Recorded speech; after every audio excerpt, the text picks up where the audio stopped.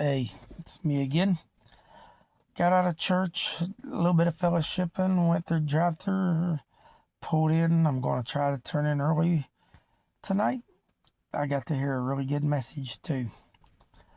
He took the preacher I heard tonight. I don't think he has any way of knowing. I ain't had a chance to tell him, but he took kind of something I've been thinking about in the physical and give it a spiritual application.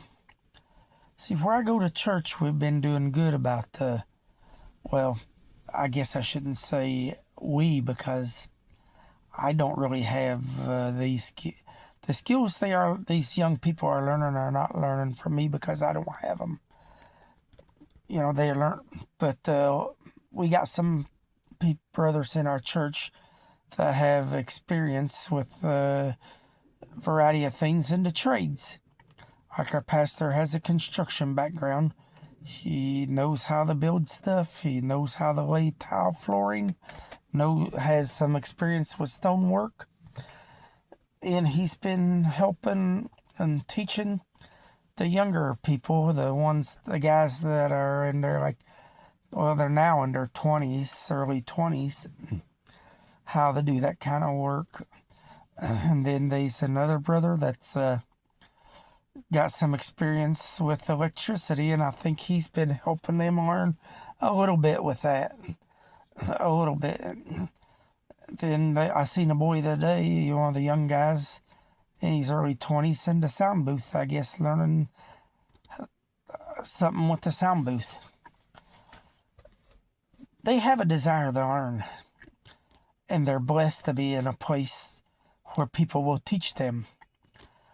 These are valuable skills they are learning that can both help the church and also help them make a living in the secular world.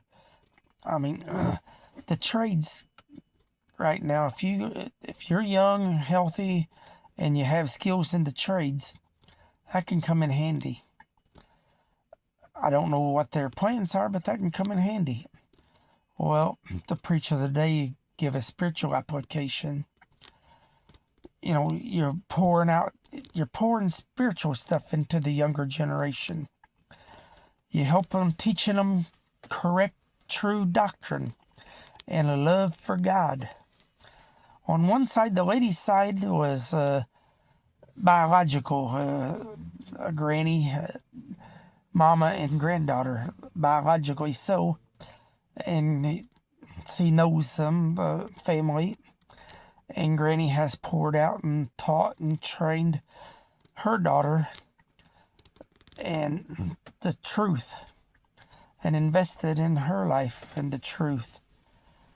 And then in return, when she become mama, she invested into her daughter, which is Granny's granddaughter, in the truth. And thankfully, they are all three in church at this moment. And I hope that continues. And I started with Granny investing into what become Mama, then Mama investing into what become granddaughter. Then on the men's side was a more spiritual application. My pastor's bishop was there. So people kind of look at him almost like a granddad position, grand bishop. Because my pastor also has taken on a bishop role of his own, but he still sits underneath his bishop, so to speak. So, his bishop has been pouring out spiritually into my pastor. And then my pastor's been pouring out into the assistant pastor, which is his son-in-law, and helping him spiritually and helping him have the spiritual guidance he needs and making sure he understands and knows correct doctrine.